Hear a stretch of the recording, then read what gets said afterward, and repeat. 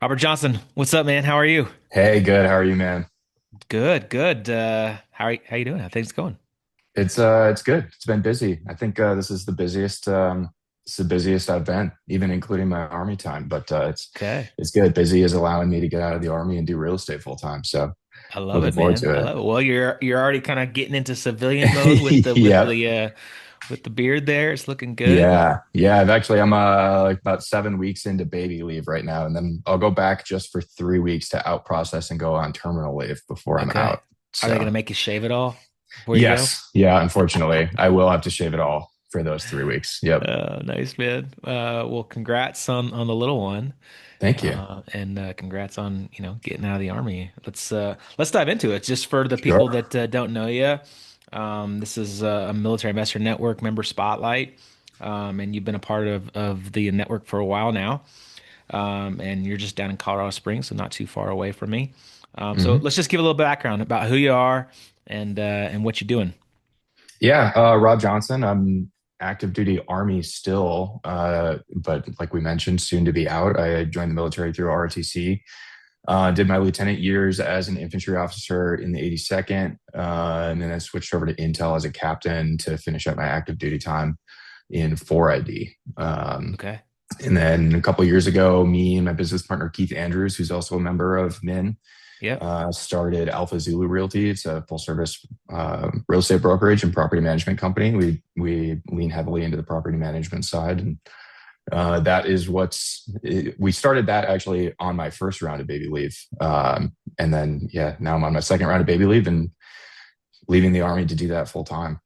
That's awesome, man. Where'd you go to school? Where'd you go to college? University of Minnesota. Okay. Is that where you're from originally? From Minnesota? I am. Yeah. Yep. Yep. I'm Nice, from man. Minnesota. My wife's from Wisconsin, and we met at Huh. the University of Minnesota. Okay. Very Yeah. cool, man. So, so from in your military experience, how has that helped you kind of with the real estate side of the business?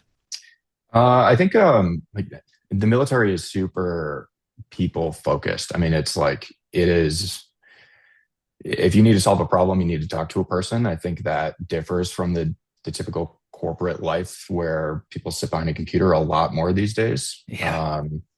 I think that part of that might be nature of the military is like 30 years behind the corporate tech. But I think, yeah, just talking to people and solving problems in the army is like directly translates to real estate because real Mhm. estate, especially in property management, is all solving problems between people, Yeah. um, and kind of complex problems. Like that's part of the reason that I enjoy real estate. I think is it, similar to the military. It's like it's really complex problems, but you can get really creative once you realize the amount of levers that you can pull to make something work and to accomplish a mission. So I think that's the same way in real estate. There's so many different creative ways to make a deal happen or solve a problem, even after all of the real estate got Yeah. strict after 2008. There's a ton of different ways to make things happen. So, Yeah. No, that's I love it, man. I mean, and you know, uh I've invested in quite a few different assets and classes and strategies and mhm. you know, one thing that I love about really any real estate, but specifically like single family real estate, I think is that alone. Like there's so many ways to get creative, right? There's so many different exit strategies. There's so many ways to kind of skin the cat and still, even if like Mhm. it's not doing amazingly, like if you hold it for long enough, it's probably going to work out. Yeah, yeah, that's true. Real estate's not. I mean, it is a get rich quick scheme if you think that 10 years is quick. Yeah. I But love yeah, you that. don't wait to buy real estate and wait, which I know all of our members have heard before, but Yeah, no, that's it's good, man. true. Was it what got you initially first started in real estate? Like started interested in investing in real estate? Buying my first house in 2019 at my first duty station, and then riding the wave of the COVID appreciation. Okay. I was just like, this is crazy. Holy cow, real estate's pretty cool. I should have Yeah. bought two. Where was Uh, that? North Carolina. Okay. Yep, near Fort Bragg, and I still have Yeah. that house. It's been great. But yeah, I mean, after realizing the crazy appreciation is what kind of piqued my interest, and then I was like, I should have bought two, and then I realized, what if I did buy two? And then Mm. I just kind of started buying houses at different duty stations, and then When I got to Fort Carson, I was buying my fourth house through Keith. And so Keith, my now business partner, was my agent here. Okay. And then we kind of just kept chatting, and I nerd out about talking about real estate to people. So we kept chatting, and I floated the idea of starting a property management company, and he agreed, and we shook hands and off to the races. It's kind of That's the cool. the short version of how I got into it. That's cool. So what was your strategy like when you started buying, real estate at your duty stations? Was it just like, hey, I'm going to use the VA loan. When I Hmm. move, I'll just rent it out and just keep on doing that over and over? Yeah, that's how I started. So the first three houses we bought were VA loan primary residences, and then when we moved out, they became rentals. Okay. The fourth house we bought was a seller finance deal, which is an interesting one that we could get into. Yeah. And then the fourth one was another VA loan. So, Okay. and Hey, then the that's the just a others great have been strategy. conventional. Yeah, Yeah. it's the easiest way to get into real estate is buy something as your primary residence, live in it for 1 or 2 years, and then move out. Yeah. No, it's great. Sorry, my dog is deciding to bark at cars as we're Oh, doing this. nice. Oh, you're good. I can't even hear them. Oh, nice. So hey, just like learning, being in the military and then transitioning as you're kind of transitioning out and going into real estate full time, like what are some of the lessons learned that you could probably take from being in the military that would transfer well to just to business in general, and then even more specifically, like to real estate and running business in real estate? The first thing that comes to mind, which is kind of funny, is it can always be worse. Mm, Um, like difficult times in business, difficult times in the civilian side, is you're not like getting shot at, right? you're not getting shot at, and even if you're not getting shot at, I mean, you're not spending 30 days at NTC or JRTC. Like like you can always work if if you think you're working hard to solve a problem, you're not yet. Like you can work harder. Like I mean, 30 days of 2 hours of sleep a night, rucking 20 miles a day to move to even a simulated combat. It's like that sucks. And Yeah. you can really feel like you're working hard in business to solve a problem and falling behind, but I don't think you're working hard yet. So I Mm, think I think that's that's a something that I carry with me is like when things get hard, I'm like, I'm still getting like 6 hours of sleep a night. This is not bad. Um, That's such a great perspective for the non-army guys. What's NTC and what is it? JRTC, NRTC? yeah. What are those? JRTC. Let's see. I forget what Joint Readiness JRTC. Training Center? Thank That's a you. guess. That's the That's a one. Yep. guess. Is that Yep. right? Yep. That's correct. Okay. Fort Polk, Louisiana. So JRTC and NTC are like two sides of the same coin. They're CTC rotations, which I forget what CTC even stands for. It's like It's all Combat good. There's Training so many Center, I think. acronyms. Yeah, it's basically when a brigade, which is a unit of like a few thousand people, like 4,000 people or so, they go to this area which is set up to do large scale military exercise training, Mm, um, where you fight like professional opposing forces, where they're in the military, but their job is to act as the Russian military, or the Chinese military, or something like that, and you go and fight them in simulated combat, essentially, and okay. it makes for some really long couple of weeks. Yeah. But it's fun. It is fun. But yeah, when I think things are hard, I think back to some of those times or times of in training, like at um, infantry Bullock, which is basic officer leadership course. It's like the first school you go to as an officer, Yeah. or ranger school or something like that. It's like I can always work harder, even Yeah. whether even if I don't want to. It No, can that's always that's be worse. that's a great mindset, great perspective. Yeah, there's so many times you get so wrapped up in, business, real estate, like yeah, it seems bad, but yeah, you're not getting shot at. You're not gonna Yeah, die. yeah. Yeah, I Oh think there's man. just so many. I mean, this is true in the military too. Like, there's so many different little things to pay attention to, and so many things you're trying to keep in your head. And Mm, you come up with little strategies to organize them and remember everything that you need to keep track of, and systems and processes, so you can like go through a mental checklist of how to solve a problem that you see all the time. And I think that yeah. translates to real estate too. Of you just kind of have your battle rhythm and your checks Yeah. that you kind of mentally go through, and that has served me well, especially in property management. I think on the buy sell side is A little more segregated, at least. You have a beginning and end of a transaction. I think property management is more of an ongoing thing with continuing problems. Yeah, so But that's interesting to me because like what got you excited about property management? Because like from my perspective as an investor, is like a buy and hold, like I do not want to be the property manager. Like I don't want to be the guy getting the phone yeah, calls, from tenants with leaky toilets. It's yep, interesting to me that like you proposed that and like wanted to get into that. Like tell me about yeah. that.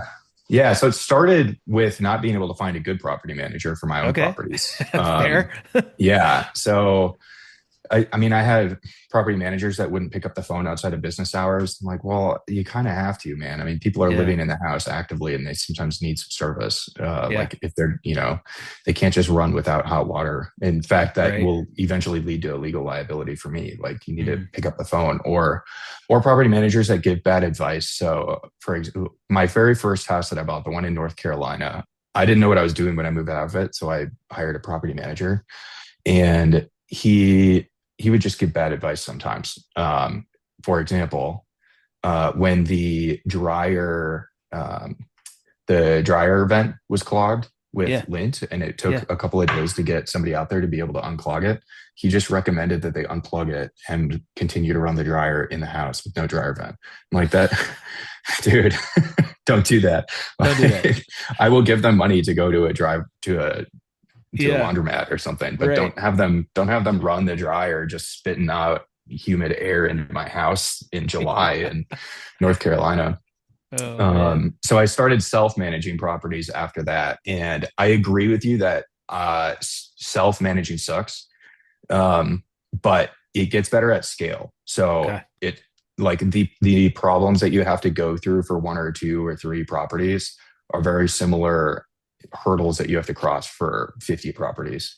And if you Yeah. figure out how to jump the hurdle one or two or three times, it just gets easier from then on. So I would agree with you that it's not worth self-managing a small portfolio if it's your own, especially with keeping up with legal compliance and the new laws um, and everything. And it's not worth going through the effort of setting up good systems to make the next ones easier if you only have a Yeah. few, because you can just jump on them when things pop up. But once you hit scale, it forces you to set up systems, and each subsequent property becomes easier. So No, I I love would, that. yeah, No, that's good, man. And it's an interesting topic because when I talk to investors specifically about, where to invest, what to invest in, and we live in Colorado, and I know you have a property in Colorado or two, but like for the mhm, most part, like there's better places for cash flow, right? Like, and being in the yes, Navy, like I lived in San Diego, people live in Hawaii. People live where like cash flow isn't great, and so like hmm I always harped on, hey, live where you want, invest where it makes sense from a numbers yeah, perspective, and people get scared by that, but like if you invest out of state, if you invest somewhere else, you have to put systems in place. You hmm have to build a team. You have to create those checklists and processes and systems and treat it like a business. And I think that's way better than treating it like, like a hobby and, it being right down the street. And then you're always the one that's going over there. You're always the one like getting the calls. That's not a business. That's just like a hobby.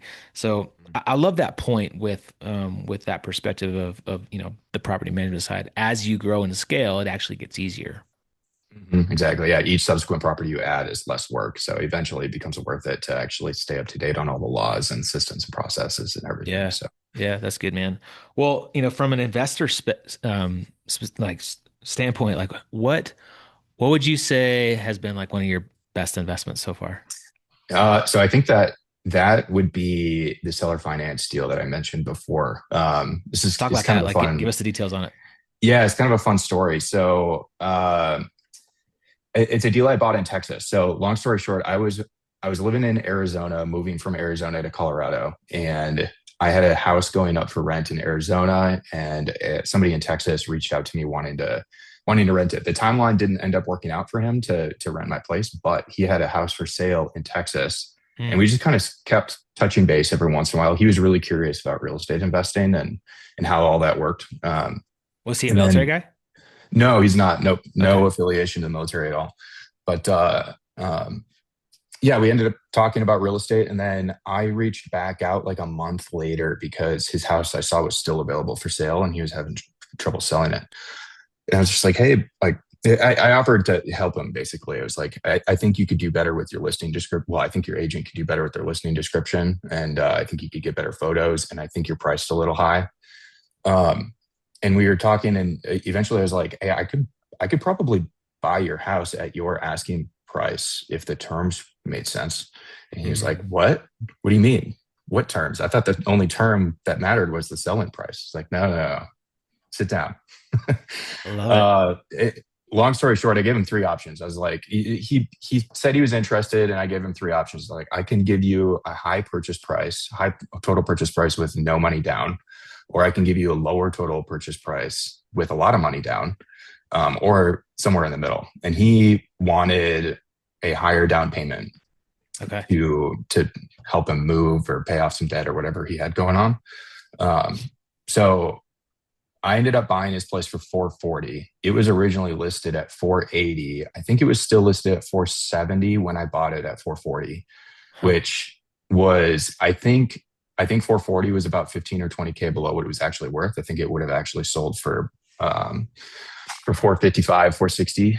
But it was listed a little high. But Yeah. and then so I gave him a 90 grand down payment, 440 purchase price, and I seller finance or not seller finance. I got a private money loan for the other 90 grand. So I bought it $0 out of pocket.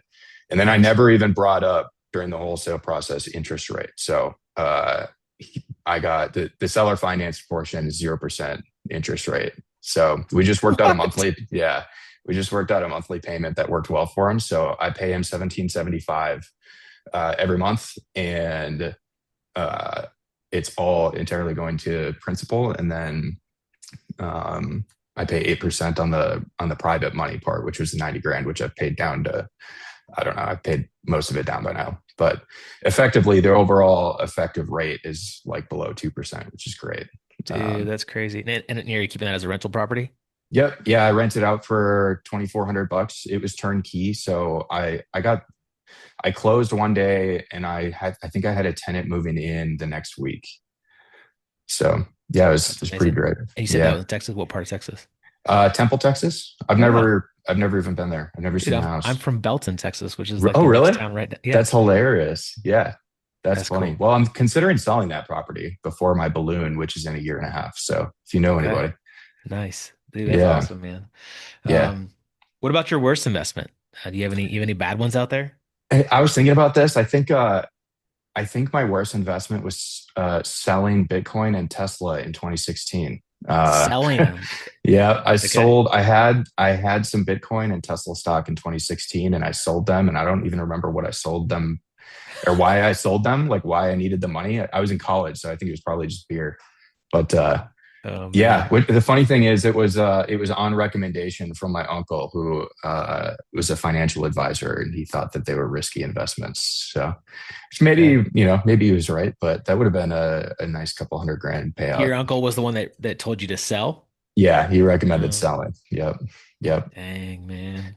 Yeah, Well, yeah. So far, I have not lost any significant money in real estate. So no terrible investments yet. I mean, okay. there are investments that I don't cash flow on, especially in Colorado, but Yeah, those are just investments that haven't paid out yet. there you So go. That's again a good perspective.